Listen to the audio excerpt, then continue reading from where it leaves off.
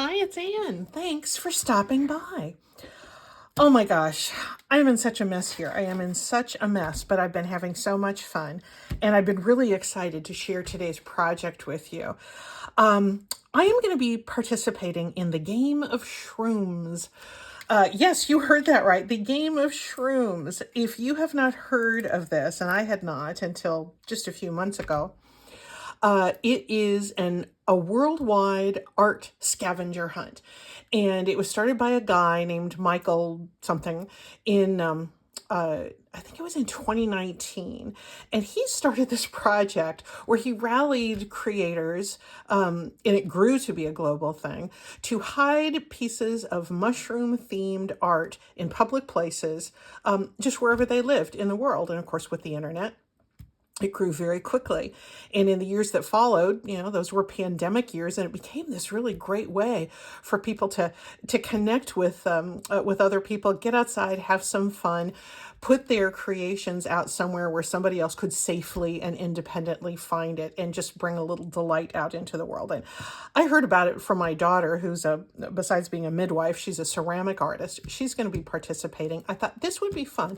I could make an art journal, a mushroom themed art journal, put it out there in a public space, and you give clues on social media. So I'm going to be doing that on the community tab of my channel, and also on Instagram.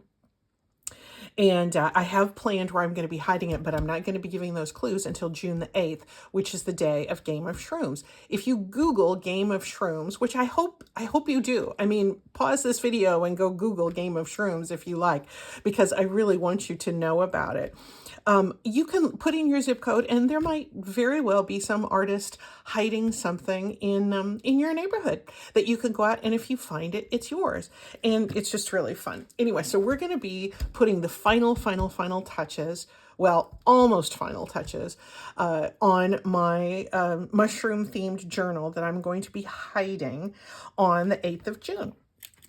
So these are just, I cut out a lot of mushrooms from a field guide that you will see in this. So what I'm going to do is, this is the journal. Oh, shall I come out? Oh, you're going to see part of my really messy desk. I'm really sorry about this.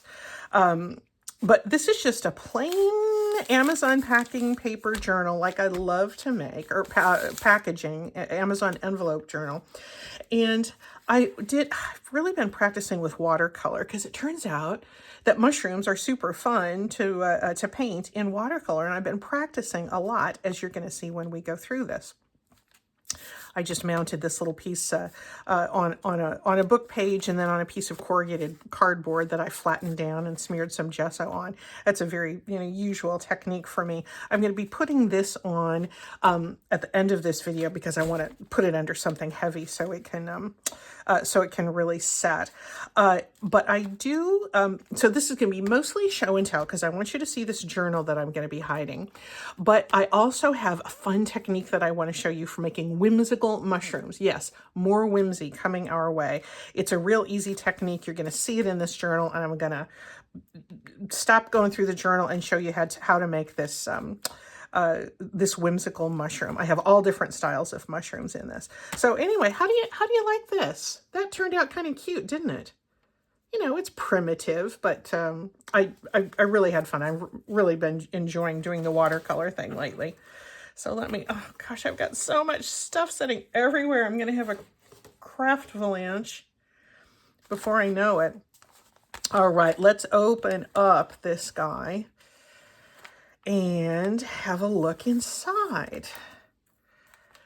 Here we have, just a pocket, a little bookmark with a lot of mushroom stamps. I don't know where they are now, but I've had these mushroom stamps around for ages, and I put them to good use. Just a little practice watercolor whimsical mushroom here on a dictionary page that I made into a tuck spot. I wanted there to be a lot of writing in this journal. So for every page spread where it was just for writing, I did put some sort of little mushroom themed decoration, and I hope that whoever finds this will enjoy it. I don't know, what did I even do with that? Here it is. To tie the blank pages together, I used this piece of acetate that I got in my challenge last week with Julie Torrens. She sent this to me and I used it as a stencil all the way through to just tie cohesive, a cohesive look through these writing page spreads. I did not know that this stuff was called, Punchinella? Punchinella. But it's acetate that the factories make sequins. You know, they punch out these little circles, mass produced to make sequins, but then this is the waste that's left over, and it makes a really, really great stencil. I just thought it was some kind of a floral, interesting ribbon that Julie had sent, but many people helpfully pointed out to me that it was called Punchinella. I had never heard of Punchinella. I've heard of Coachurella, or is it Coachinella? The concert. Heard of Salmonella, heard of Cinderella, heard of all of those Ellas, never heard of Punchinella. Anyway, super, super useful, very strong. I just scrubbed in with my, let me just do some more. There you go. How nice it is for a little stencil. Anyway, I used a little bit of the, those field guide pieces. I had several of these leaves sitting around in my craft room, and I've just been using them to tuck into pockets for interesting things. I made these little paper whimsical mushrooms. Here's another one of my watercolors. And that's what I'm going to stop this show and tell and show you how to use. Aren't these cute? We're going to pull in. Please don't give me credit for this idea. They're so simple. I saw it, I think it might have even been a couple of years ago, from Natasa at Treasure Books. You know, she always has such great ideas. I looked to see if I could link it here, and do you think I could find it? I couldn't find it. And even though I searched for, you know, Treasure Books mushrooms, I hope you have good luck finding it. But all you do to make these mushrooms, here's the instructional part of our video, is you just take a circle. You know, we love working with circles around here. This is just a piece of book page that I put a bunch of paint and spatters on. And we just going to cut it down the middle. It doesn't have to be precise at all. And it won't be. Round off the corners just a little bit. And round off the other corner. Of course, you know me, I'm going to use my distressing tool. Okay, there's the top half of our mushroom. It's going to match its neighbor here. We're going to take the other half of our circle and we're going to cut a little arc out of the middle of that. Again, does not need to be precise. And then we round one end here. There we go. And I probably have a little excess here at the top, so I'm going to trim that off. And let me ink, and look how this mushroom is shaping up. You can tilt it, you know, however you like. You could draw a jaunty little smiling face on it, but I just have been, you know, putting coordinating mushroom motifs in the corners of this page, of these pages, with the Punchinella stencils, and I think they do well. They're nice and flat. They add to the fun of the mushroom theme, but they leave plenty of room for writing on these pages. Isn't that cute? It just, yeah, I think it'd be fun to I could do a whole journal just out of these, but I want to give Natasa credit for the idea.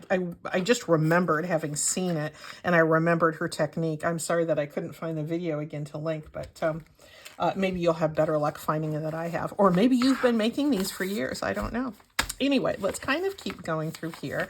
Here's another one of Natasa's mushrooms. This was this was a little pocket pear that I'd had sitting around for months. I think I made this in the winter when I first got these mushroom stamps. And I had this idea of what if a pocket had a baby? And I had this idea of a larger pocket and then a tiny little baby pocket attached to it. I don't know why. It was one of those things that came to me. But in here, I just put one of my altered playing cards. And can you see that in the middle, that's another one of my tiny little watercolor paintings. Teeny tiny, just punched out. I do have one more piece for this journal that I'm going to make in a video on its own. That's one I'm going to probably film tomorrow, but there's a little extra pocket on here. There's more room for whoever finds this on Game of Shrooms Day to enjoy. There's a belly band with another one of my watercolor journaling cards. Little mushroom stamp. Little mushroom practicing painting on a book page. Some more of those Natasa mushrooms. Those are cute. You know what? I'm going to stop. Let's stop and do another one of those because I want you to see how cute it is when you contrast the front and the back. Here's a piece of, this is some Stampin' Up paper that is beautifully decorated on both sides.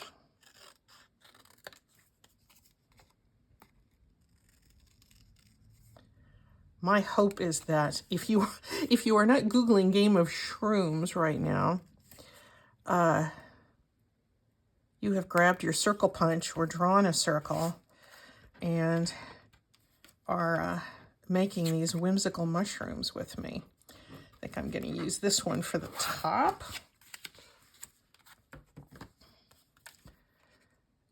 Just round those corners, and now you cut a little arc out of this. It can be thick, it can be thin. And round off the bottom of that mushroom. I snip a little bit off the top because so often I have them poking up that way. And there we go. Oh, I just think these are so cute.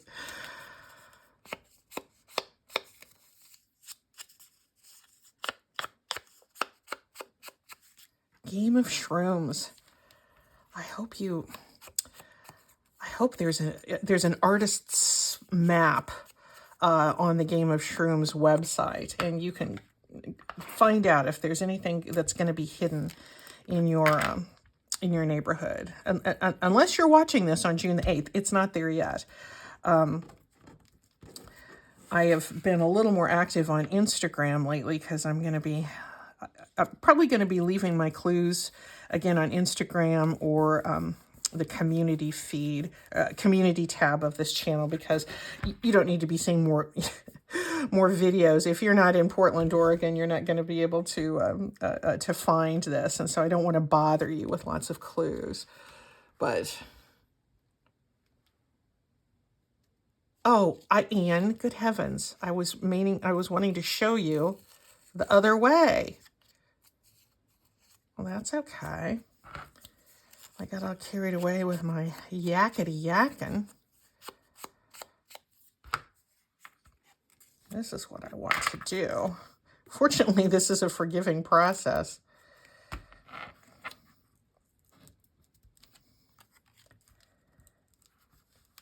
There we go. There it is with its little contrast stem. Anyway, so cute. You get the idea. I hope you enjoy making these as well. Let's just take a quick dance through the rest of the Game of Shrooms journal.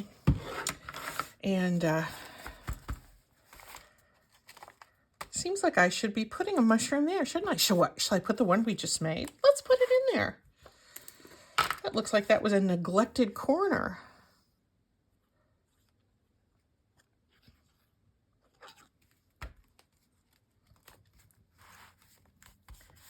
There we are. Yeah, I'll come back out again so you can see more of my messy desk A bit more stamping. There's some of my eco-dyed stained papers.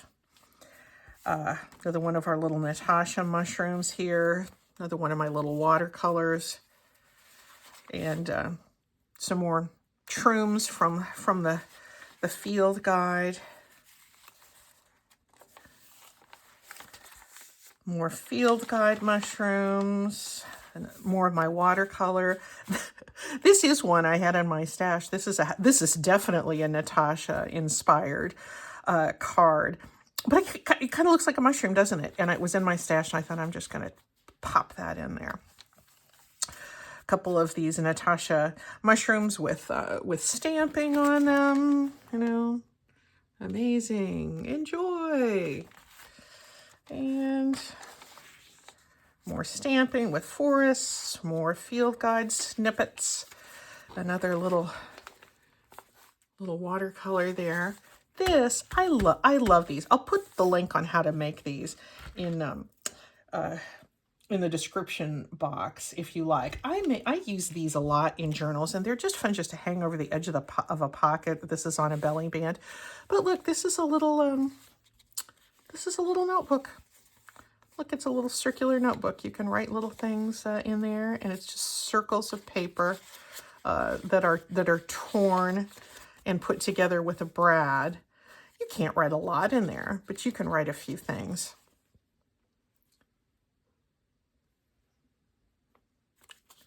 Let's put that back in there to just kind of hang around. And I always like to put something about junk journals there. If you're interested in text, that, you know, you're welcome to use text like this if you are giving away journals to, especially for people that might not really know what the whole junk journal thing is about. You're free to use this text. I've shared it before. Why don't I cut and paste it, and I'll put it in the description box below. So feel free to use that, change it in whatever way makes sense to you if you are ever looking for some sort of text to explain what junk journals are about. This seems to resonate with people. All right, guys, let me tie this up again. Whoops. I do have one other element that I'm going to be making that is really unusual. So that's going to be in my next video. But other than that, this baby is done. And let me get out my Fabri-Tac, and I'll go put this under my big heavy book. Oh golly, my hands are pretty inky. Pull out a piece of paper that I can use that to push down.